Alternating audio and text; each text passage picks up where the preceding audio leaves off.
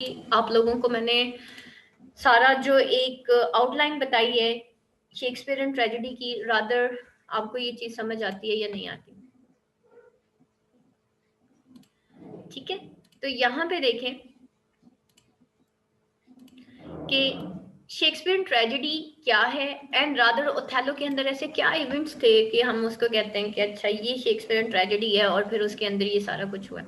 अब यहाँ पे जो आपको पॉइंट्स बताऊंगी, आप लोग टेक्स्ट पढ़ रहे हैं, आप लोगों ने जैसे मैंने आपको मार्लोवियन ट्रेजेडी के अंदर मार्क करवाया था ना डॉक्टर फॉस्टस में, जब डायलॉग्स आते थे तो मैं आपको कहती थी कि बेटा ये देखें ये मार्लोवियन ट्रेजेडी के ट्रेड्स हैं, आपने बताना है क्रिटिकल कमेंट्स में कि ये मार्लोवियन ट्रेजेडी ऐसे थी, ग्रीक ट्रेजेडी ऐसे थी, ये सोफोक्लिजियन ट्रेजेडी है, देखें इस तरह फेट और फ्री विल का कॉम्बिनेशन आ रहा है। ठीक है, लेकिन यहाँ पे क्या है, इंटरनल कॉन्फ्लिक्ट्स होंगे, टू फोर्सेस दिखाई जाएंगी इंसान के माइंड के अंदर, जैसे मार्लोवियन ट्रेजेडी के अंदर थी। ठीक है, तो यहाँ पे देखें नेचर और डेफिनेशन देखते हैं कि क्या है। Tragedy is very difficult concept to define despite word modern critics have labored on the subjects. Aristotle's definition of tragedy in his Poetics still remains the best and comprehensive, with some minor difference in 21st century. अब यहाँ पे देखें tragedy का जो concept है वो काफी difficult है टू डिफाइन, और despite word modern critics have लेबर्ड on subject, फिर भी अरिस्टोटल की जो डेफिनेशन है जो कि उसने अपनी बुक पोएटिक्स के अंदर लिखी थी, ये आप पार्ट 2 में जाके पढ़ेंगे पोएटिक्स क्रिटिसिज्म में, तो वो आज भी बेस्ट और कॉम्प्रिहेंसिव है। बस उसके अंदर क्या है, कुछ माइनर डिफरेंसेस हैं जो कि 21st सेंचुरी में कर दिए गए हैं। ठीक है, जितनी भी आप ट्रेजेडीज पढ़ेंगे वो in comparison to Aristotle Poetics में, जो अरिस्टोटल ने ट्रेजेडी की डेफिनेशन लिखी थी जो मैंने आपको बताई भी थी, ठीक है, और बार बार रिपीट करवाई थी ताकि आप लोगों को समझ आ जाए, तो ये वही डेफिनेशन है जिसके कंपैरिजन में आपने बाकी ट्रेजेडीज को पढ़ना है। ट्रेजेडी क्या है, वो प्रेजेंटेशन है एक एक्शन की जो कि सीरियस है, कंप्लीट है end of a certain magnitude, और उसकी एक प्रॉपर लेंथ होती है।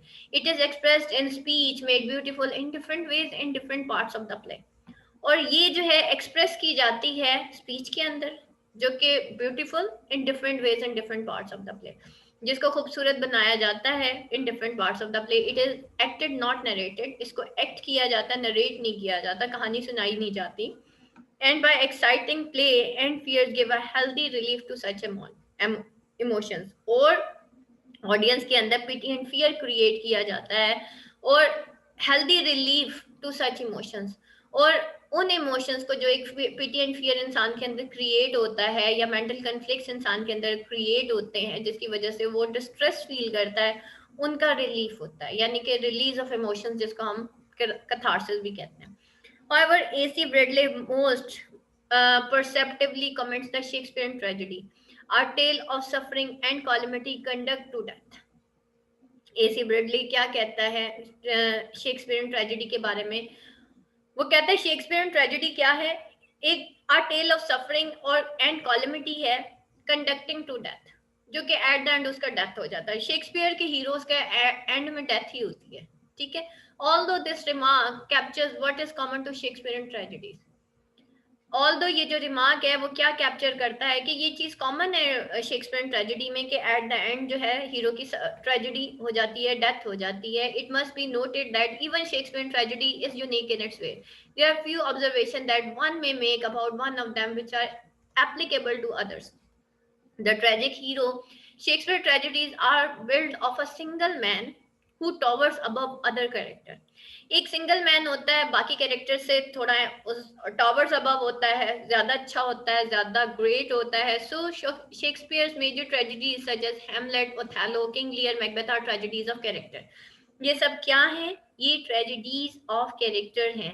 The central character for the most part may be regarded as double entity, और जो सेंट्रल कैरेक्टर होता है फॉर द मोस्ट पार्ट वो एक क्या है, रिगार्ड किया जाता है उसको एज अ कि उसके अंदर एक डबल एंटिटी है। Shakespeare tragic hero have many qualities in common, one of the qualities are their intense concern for someone, किसी के बारे में बहुत ज्यादा कंसर्न होते हैं, समथिंग और सम एस्पेक्ट ऑफ लाइफ, कोई ऐसी चीज या एस्पेक्ट ऑफ लाइफ जिसके बारे में हम बहुत ज्यादा कंसर्न होते हैं, बाज मर्द होते हैं अपनी बीवियों के बारे में कंसर्न होते हैं, बाज माएँ होती हैं अपने बच्चों के बारे में बड़ी कंसर्न होती हैं, ठीक है। तो या फिर कोई ऐसी चीज जो हमारे दिमाग में बैठ जाती है, कुछ लोग अपने एम्स एंड एम्बिशंस के बारे में बड़े जो है वो कंसर्न होते हैं। मार्लो के अंदर क्या दिखाया गया है, डॉक्टर फॉस्टर्स के अंदर, वो इतना कंसर्न था इन कि वो किसी तरीके से सब कुछ हासिल कर ले, सारी दुनिया का नॉलेज हासिल कर ले। वो कहते हैं ना, मैंने क्या कहा था कि एम्बिशंस होना अच्छी बात है, आपको प्रोग्रेस की तरफ लेके जाते हैं, ठीक है, प्रोग्रेसिव सोच होना अच्छी बात है, लेकिन किसी चीज का ख्वाब होना ना वो गलत है, उसके पीछे पागल हो जाना ये गलत है, ठीक है। आगे जाना बहुत अच्छी बात होती है, आपके अच्छे एम्स हैं, हाई एम्स हैं, अच्छे एम्बिशंस हैं, that is good, but if they are in limits, उनके पीछे पागल हो जाना, डू एंड डाई वाली सिचुएशन आ जाना, दैट इज रॉन्ग, कि अगर ये नहीं मिला तो फिर कुछ भी नहीं, वो गलत है। तो in the case of Othello we find the character to be deeply concerned about Desdemona. Othello जो है वो डीपली कंसर्न्ड है about Desdemona. It is doubtful whether Shakespeare knew politics, all his heroes except the possible exception of Macbeth are good, ठीक है, सारे ही उसके heroes जो है एक्सेप्ट पॉसिबल एक्सेप्ट मैकबेथ के अलावा बाकी सारे हीरोज गुड थे। His tragic heroes are of an extremely sensitive and poetic nature, Hamlet being the most intellectual and Othello being the most poetic and romantic of them. They also belong to the higher order of society. The lowest in rank is Othello, who is at least general, whose progeny may be traced to kings. और उसके Shakespeare के जितने भी heroes थे वो सारे के सारे, कोई किंग था, कोई प्रिंस था। ओथेलो, हैमलेट भी जो है वो एक पहले एक बादशाह का बेटा था।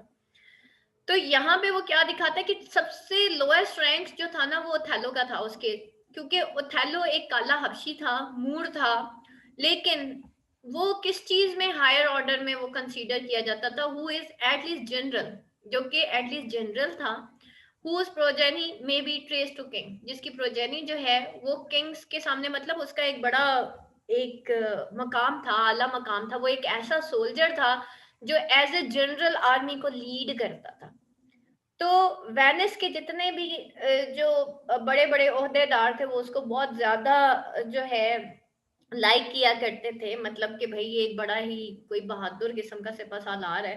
तो still he is no common man, तो वो भी कोई आम इंसान नहीं था, बल्कि मतलब बहुत एक आउट ऑफ एक्सपेक्टेशन एक बड़ा ग्रेट बंदा था इन एंड, और वो अपनी ताकत के मामले में बहुत आगे था।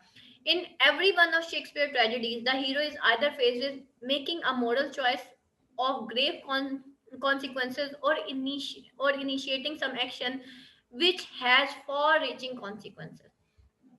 In every one of Shakespeare's tragedies, और सारी जितनी भी शेक्सपियरन ट्रेजेडीज हैं उसके अंदर क्या हीरो या तो फेस करता है एक मोरल चॉइस को ऑफ ग्रेव कॉन्सिक्वेंस, जिसके आगे जाके कॉन्सिक्वेंसेस किसे कहते हैं, बहुत बुरे नताइज होते हैं, भारी नताइज वो फेस करता है, ठीक है, एक मोरल चॉइस कर बैठता है। जैसे हम डॉक्टर फॉस्टर्स के अंदर देखते हैं वो गुड एंड इवल में किसको सिलेक्ट करता है, इवल को करता है ना, ब्लैक मैजिक को कर, तो वो उसकी मॉरल चॉइस थी, गुड एंड इवल के दरमियान कॉन्फ्लिक्ट हुआ एंड फाइनली एक मॉरल चॉइस थी, और उसके फिर आगे ग्रेव कॉन्सिक्वेंसेस होते हैं, बुरे नताइज होते हैं, और इनिशिएटिंग सम एक्शन, या उससे कोई वो इनिशिएट कर जाता है कोई ऐसा एक्शन जो कि जिसके फार रीचिंग कॉन्सिक्वेंसेस होते हैं, बहुत दूर, यानी कि ऐसे कॉन्सिक्वेंसेस जो कि बहुत दूर जाते हैं। द ट्रेजिक फ्लॉस, अब इस इधर ट्रेजिक फ्लॉ क्या है, Shakespeare's tragedy is above all tragedy of character, though environment, coincidences and chance play their parts. However, it is some flaw in the tragic hero which causes his tragedy. The example being Othello, whose tragic flaw is jealousy. The tragic flaw is not always a shortcoming in itself. अच्छा, यहाँ पे देखें कि Othello का tragic flaw क्या था, वो उसकी जेलसी थी। The tragic flaw is not always कोई एक shortcoming नहीं थी, it is only the particular situation in which the hero is placed, that particular quality of hero becomes damaging to him. अब ये एक कोई उसके अंदर कोई शॉर्ट कमिंग नहीं थी, कोई उसकी बुराई नहीं थी, बल्कि क्या था कि एक सिचुएशन के अंदर एक्चुअली वो मतलब इस तरीके से उसकी वो जो क्वालिटी होती है हाईलाइट हो जाती है, या वो उसके अंदर एक जेलसी आ जाती है, होती नहीं है लेकिन एक पर्टिकुलर सिचुएशन क्रिएट करने के बाद जिस तरह से वो रिएक्ट करता है, तो वो उसके लिए एक्चुअली डैमेज हो जाता है, उसके लिए डैमेजिंग होता है. For example, Hamlet's habit of carefully weighing the pros and cons of everything before taking action would have proved an asset to Othello, while precipitateness of action would have cut short Hamlet's agony. उसके बाद role of chance and fate, जैसे हमने Oedipus Rex के अंदर role of chance, coincidence और fate देखा, यहाँ पे भी क्या चांस एंड फेट का रोल होता है. Chance and fate, the later sometimes in the form of supernatural, also play their part in Shakespearean tragedies. However, they are never the starting point of tragedies, but are led into when the story has taken a definite course. The incident of handkerchief in Othello is an example of pure chance, which is exploited by the villain. ठीक है, अब वो जो hand करचीफ का incident होता है वो एक प्योर चांस होता है, जो कि विलन जो है वो उसको उस चांस को एक्सप्लॉइट करता है, but this chance crops up when the seeds of jealousy in Othello's mind have become strong trees. और यही एक्चुअली चांस होता है जो कि सीड ऑफ जेलसी जो कि ओथेलो के माइंड में है उसको एक स्ट्रॉन्ग ट्री बना देता है. थीम एंड एक्शन देख लेते हैं. Shakespearean tragedies have well defined theme which are also capable of being expressed in moral terms. For example, the theme of King Lear is regeneration, while the Othello is one of making a choice. His stories involve themes such as murder, madness, duels, etc. Shakespeare does not conform to the classical view of tragedy, which insisted on purity of genres and the unity of time and space. For Shakespeare, the prime unity is tragic effect caused by a strong sense of inevitability. हमने Greek tragedies के अंदर पढ़ा था कि उसके अंदर 3 unities का concept था, जिसमें unity of time and space था, यूनिटी ऑफ एक्शन था, यूनिटी ऑफ प्लेस था. लेकिन यहाँ पे वो क्या कहता है, वो कहता है प्राइम यूनिटी क्या होती है, वो ट्रेजिक इफेक्ट होता है सिर्फ, जो कि created by a strong sense of inevitability, जो अनहोनी के बारे में एक स्ट्रॉन्ग सेंस डेवलप कर देता है. इनएविटेबिलिटी क्या होता है, जो आप एक्सपेक्ट ना कर रहे हो लेकिन वो हो जाए. इनएविटेबल, अनहोनी हो जाना, कोई ऐसा कुछ हो जाना जो कि इंसान की जिंदगी तबाह हो. फिर characterisation. Shakespearean tragic hero is the only one in the play. However, there is at least one character near him which is highlighted. In his tragedies, male characters have a dominant role, and female characters, although unforgettable, usually play little action. ठीक है, mails का एक dominant role था उसकी tragedies में, जबकि females को थोड़ा बहुत आती हैं वो उसके अंदर. Shakespeare also uses double plots and comic scenes for comic relief. और शेक्सपियर जो है उसके जो डबल प्लॉट्स और कॉमिक सीन्स हैं वो किस लिए आते हैं, कॉमिक रिलीफ के लिए आते हैं. शेक्सपियर के जितने भी प्लॉट्स हैं, डबल प्लॉट्स मीन के एक मेन प्लॉट होता है और एक सब प्लॉट होता है. जब मैं आपको स्टोरी पढ़ाऊंगी तो मैं आपको बताऊंगी कि ये मेन प्लॉट है. जैसे देखिए आजकल के जो ड्रामाज हैं, आप देखें एक हीरो होता है, एक हीरोइन होती है, और साथ ही वो उसके नंद के घर की कहानी भी दिखा रहे होते हैं. फिर एक हीरो का एक दोस्त होता है, उसके साथ क्या हो रहा है वो भी दिखा रहे होते हैं. यानी कि कहानी के साथ और भी कई कहानियां चल रही होती हैं. तो एक मेन प्लॉट होता है जो हीरो एंड हीरोइन की कहानी होती है, और उसके साथ साथ और बहुत सारी कहानियां चल रही होती हैं. इसको कहते हैं सब प्लॉट्स. ठीक है, तो जो कि उसके साथ साथ चल रहे थे. तो यहाँ पे वो क्या है, वो यूज करता है डबल प्लॉट्स को एंड कॉमिक सीन्स और कॉमिक रिलीफ, और छोटे मोटे कॉमिक सीन्स भी आते हैं यहाँ पे. फिर ट्रेजिक इफेक्ट देख लेते हैं. Even without knowing the poetics, Shakespeare is able to arouse strong pity and fear in the mind of his reader and viewers. In Shakespearean tragedies, only these emotions are not aroused, but according to A.C. Bradley, the characteristics emotion aroused by Shakespearean tragedies is a profound sense of waste. This is derived from the idea of human worth and dignity, which plays express and missed opportunities or wrong choices which leads to man defeat without affecting his essential dignity. Shakespearean tragedies embody a sense of profound suffering and sadness in some of them, and in a number of deaths, which enhance Shakespeare's intended tragic effect. For example, Hamlet and King Lear end in so many deaths that the stage is littered with dead body in the last scene. हेमलेट के and में और King Lear में के and में हम देखते हैं कि डेड बॉडीज आखिरी सीन में पड़ी हुई होती हैं, बहुत सारे लोग कत्ल हो जाते हैं. Passion versus reason. The predominantly tragic conflict in the mind of Shakespeare heroes is between passion and conflict. एक उसका पैशन होता है, एक उसका कन्फ्लिक्ट होता है, दोनों के दरमियान एक तजाद शुरू हो जाता है. The opposition between reason and passion. Opposition between reason and passion first isolated. ठीक है, सबसे पहले जो है ये रीजन और पैशन के दरमियान जो एक तजाद शुरू हो जाता है उसको पहले आइसोलेट किया जाता है through Othello and Iago in a dramatic conflict of personalities and then projected in Macbeth and Lear beyond the original hero to the stage and universe which surround him in an eternal fight between good and evil.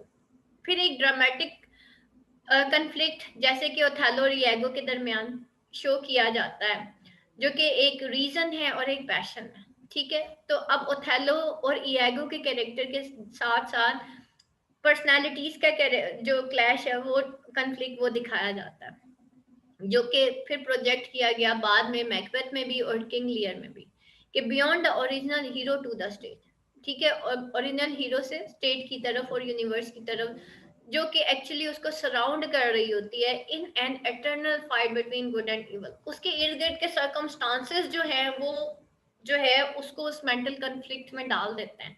अब हम Othello में पढ़ेंगे कि किस तरीके से वो जाता है एक जो है वो साइप्रस को जो है वो बचाने जा रहा होता है और ये सारा कुछ. तो फिर हम देखेंगे किस तरीके से उसके इर्द गिर्द की जो सराउंडिंग्स होती हैं, उसकी जो स्टेट होती है, उसकी यूनिवर्स होती है, वो किस तरीके से उसको मजबूर कर देती है वो सोचने के लिए और फाइनली वो एक गुड एंड इवल के या फिर वो कन्फ्लिक्ट ऑफ पर्सनालिटीज में पड़ता है और फिर वो एक रॉन्ग जजमेंट करता है जो कि उसका या फिर कोई ट्रेजिक फ्लॉ होता है जिसकी वजह से उसका डाउनफॉल होता है. Shakespeare's personal views. Many books have been written on subjects such as Shakespeare, religion, but there is nothing definitely coming from his own place. On the whole, Shakespeare is the most impersonal writer. That perhaps what makes him the greatest writer in the world. Shakespeare was greatly religious and compassionate, but we don't know his brand of Christianity. It is, however, very difficult to get insight into Shakespeare. तो अब ये बहुत difficult है कि हम जो है insight into Shakespeare Shakespeare को एक्चुअली डीपली पढ़ सकें या उसको सही तौर पर इंटरप्रेट कर सकें. तो that is basically the Shakespearean tragedy. अच्छा, आगे ये जरूर पढ़िएगा कि ओथेलो का एक्चुअली बैकग्राउंड क्या था. ठीक है, Othello the plot of Shakespeare's Othello is largely taken from Giraldi Cinthio's Gli Hecatommithi a tale of love jealousy and betrayal. जो मेन इसकी थीम्स है ना वो ये हैं, लव जेलसी एंड बिट्रियल. ठीक है, लव मोहब्बत, जेलसी और फिर बिट्रियल धोखेबाजी. और however the character themes and attitudes of the works are vastly different, with Shakespeare plays being a more involved study of human nature and psychology. There are however a few deviations from Shakespeare's source, one of which being the motivations of Iago figure. और यहाँ पे कुछ deviations हैं जो कि Shakespeare के source से हमने देखी हैं जिसमें क्या है of which being the motivations of Iago figure. Iago की या कैरेक्टर ऑफ इयागो की मोटिवेशंस दिखाई गई हैं. Sithios, Iago was driven to revenge when Desdemona refused to have an affair with him. ठीक है, और Sithios Iago जो है वो बदला लेने की कोशिश करता है जब डेस्डेमोना उसको उसके साथ अफेयर में जो है अफेयर को रिफ्यूज कर देती है. Iago's motivations are not nearly so plain in Shakespeare will. अब जो है Iago's की motivations जो हैं are not nearly so plain. वहां पे उसकी इतनी सीधी सादी कोई उसकी मोटिवेशंस नहीं दिखाई गई इन शेक्सपियर वर्जन. ये जो है ओथेलो का कैरेक्टर और इयागो का कैरेक्टर यहाँ से लिया गया है. ठीक है, एक कहानी थी जो कि टेल लव जेलसी और बिट्रेयल की थी, लेकिन शेक्सपियर के वर्जन में इयागो का कैरेक्टर कुछ ऐसे नहीं दिखाया गया, इतना सीधा साधा नहीं दिखाया गया, बल्कि वो एक प्लॉटिंग कैरेक्टर दिखाया गया कि किस तरीके से वो इतना जेलस हो जाता है ओथेलो से कि एक मूर को जो है वो एक जो पूरी आर्मी होती है उनकी पूरी फौज होती है उसका वो एक सरबराह बना दिया जाता है, उसका सिपह सालार बना दिया जाता है, और ईगो बस इसी जेलसी के तहत जो है वो ओथेलो को जो है वो बिट्रे करता है और फिर फाइनली उसकी जिंदगी जो है वो तबाह कर देता है। यहाँ पे क्या है, Othello also touches upon major issue in Europe of this time period, the intermingling of Muslim religion and culture with the West. Written just a century after the Muslims were driven out of Spain as part of Reconquista, there are obvious threads of hostility within the play about Othello's Moorish origins and his differences in religion and character. ठीक है, अब यहाँ पे आपको दिखाया जाएगा कि किस तरीके से, अब देखें ये सारी उन्हीं उन्हीं दौर की कहानियां हैं जो कि जंगें लड़ी गई हैं, और फिर वेस्ट एंड ईस्ट का एक कॉम्बिनेशन दिखाया गया, मुस्लिम रिलीजन और कल्चर विद द वेस्ट उसको शो किया गया, और फिर एक हॉस्टिलिटी शो की गई टुवर्ड्स द ओथेलो। ओथेलो एक काला हबशी था, मूरिश था, मूरिश ओरिजिन से था, और फिर जो वेनिस के लोग थे वो तो बहुत खूबसूरत होते हैं, ठीक है, क्रिश्चियन वेनेटियंस जो थे वो तो बहुत खूबसूरत थे। तो अब देखें कि यहाँ पे सिर्फ कल्चर, रिलीजन और फिर उसके रंग की बेस पे किस तरीके से जो है एक सुपीरियोरिटी और इंफीरियोरिटी कॉम्प्लेक्स दिखाया जाता है इस ड्रामा के अंदर। The hostility between the West and East is also shown in the conflict between Venice and the Turks. The Christian Venetians want to protect Christendom from influence of Muslim Turks, and ironically, Moorish Othello is one sent to complete this mission. ठीक है, अब एक तरफ तो ये जो Christian वेनेटियंस हैं वो क्रिश्चियनडम को प्रोटेक्ट करने के लिए from the influence of Muslim Turks, Turks जो है, मुस्लिम टर्क्स जो है वो साइप्रस पे हमला करने जा रहे होते हैं ना, तो ओथेलो को भेजा जाता है कि भाई तुम जाके उसको डिफेंड करो। हालांकि एक दिन पहले ही ओथेलो की शादी हुई होती है, या शादी वाले दिन ही इसको कहा जाता है चलो भाई तुम अब उधर चले जाओ, ठीक है, क्योंकि तुमने जो है साइप्रस को बचाना है, किससे, टर्क्स से, मुस्लिम टर्क्स से। तो अब ये मोरिश ओथेलो जिससे कि वेनेटियंस जो हैं वो नफरत करते थे, यहाँ तक कि जब वो एक वेनेटियन जो एक वेनेटियन गर्ल से शादी करता है, एक औरत से शादी करता है, वेनिस की एक लेडी से शादी करता है, तो उसी का बाप जो कि ओथेलो को एक जैसे कहना चाहिए एक सोल्जर के तौर पे बड़ा एडमायर करता है, सब कुछ करता है, लेकिन जब वो ये देखता है कि भाई मेरी जो बेटी है उसका जो हस्बैंड है वो एक काला हबशी है और वो उसको भगा के ले गया है, तो ये चीज उससे बर्दाश्त नहीं होती। तो that is the ironical situation जो कि यहाँ पे दिखाई गई कि नस्ल का तजाद यहाँ पे दिखाया जाता है कि किस तरीके से व्हाइट एंड ब्लैक का एक जो है उनमें कॉन्फ्लिक्ट दिखाया गया। और बाकी आगे बेटा ये आप पढ़ लीजिएगा, यहाँ पे काफी कुछ लिखा है कि Othello is considered to be a prime example of Aristotelian drama. It focuses upon a very small cast of character, one of the smallest used in Shakespeare, has few distractions from the main plot arc and concentrates on just a few themes like jealousy. As such, it is one of the most intense and focused plays Shakespeare wrote, and has also enjoyed a great amount of popularity from Jacobean period to the present day. The character of Iago is a variation on the wise figure found in earlier morality plays. He deviates from his model because of his lack of a clear motivation, because of his portrayal as a very malignant figure. However, Iago is less of character than a changeable device for the plot, and in his sense, he is a clear descendant of the omnipresent wise figure. Iago's great cunning, manipulative abilities, manipulate करना पता है क्या होता है? अपनी उंगलियों पे नचाना।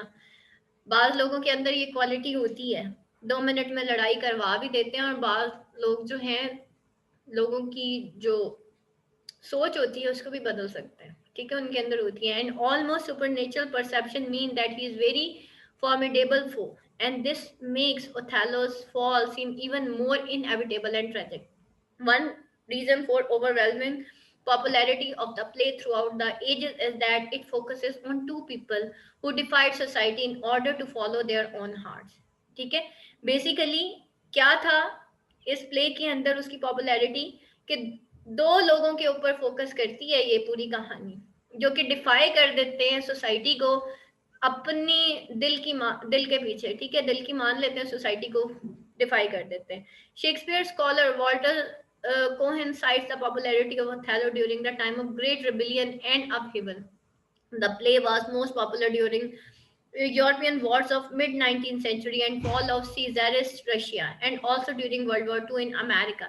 These productions tended to emphasize the nobility and love of Othello and Desdemona, and made their fall seem more tragic and ill-deserved.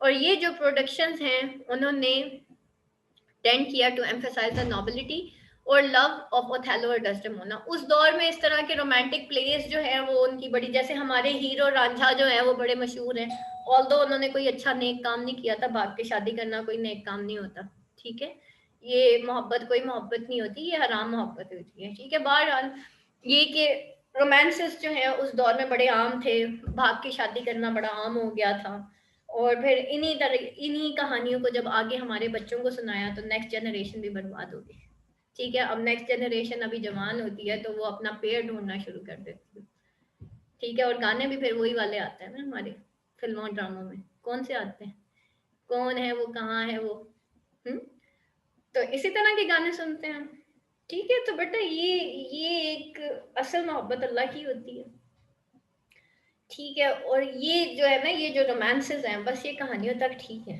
ठीक है, जिंदगी से बेटा इनका कोई ताल्लुक नहीं होता, वो एक फैसिनेशन होती है, फैसिनेटेड वर्ल्ड होती है, और जो कि बस गुनाह दर गुनाह का एक वो है, ठीक है। असल मोहब्बत रब की होती है, जिंदगी जिसे रब मिल जाता है उसको सब मिल जाता है। तो ये आप ओथेलो और डेस्डेमोना की कहानी जरूर पढ़ें, ठीक है, लेकिन इसको अपनी जिंदगी में अप्लाई ना कीजिएगा, ठीक है। गलत काम के गलत नतीजे ही होते हैं, बस इतनी इतनी चीज याद रखिएगा। तो ये हो गया बेटा आपका आज का टॉपिक। कल हम इंशाल्लाह इसकी थोड़ी सी डिटेल्ड हम इनके कैरेक्टर्स पढ़ेंगे, जिसमें ओथेलो है, डेस्डेमोना है, देन इयागो है। इयागो का एक विलेनस कैरेक्टर है, मैकियावेलियन कैरेक्टर है, वो इंशाल्लाह कल हम पढ़ेंगे। आज आपने कुछ कोई असाइनमेंट नहीं बनानी, कोई मेजर पॉइंट्स नहीं है, सिर्फ आपने क्या करना है कि कोट्स एंड पॉइंट्स, वो आपने, जैसे मैं डेली आपको कहती हूँ कि कोट्स लिखा करें, पॉइंट्स लिखा करें, और जो इसमें वोकैबुलरी वर्ड्स हैं एक एक वर्ड के 5 मिनट्स लिखा करें, सिर्फ इतना सा आपका टास्क है। और जो पढ़ा उसको गौर से सिर्फ एक दफा रीड आउट कर लिया करें बस, ठीक है, इससे ज्यादा कुछ नहीं। उसके बाद आपने सेल्फ राइट करना है, और सेल्फ राइट करने के लिए वोकैबुलरी का एनहांस होना बहुत जरूरी है, वो आपने जरूर करनी है। दुआ पढ़ लेते हैं। सुब्हानकल्लाहुम्मा व बिहम्दिका अशहदु अल्ला इलाहा इल्ला अंता अस्तगफिरुका व अतूबु इलैक। अस्सलामु अलैकुम व रहमतुल्लाहि व बरकातुहू।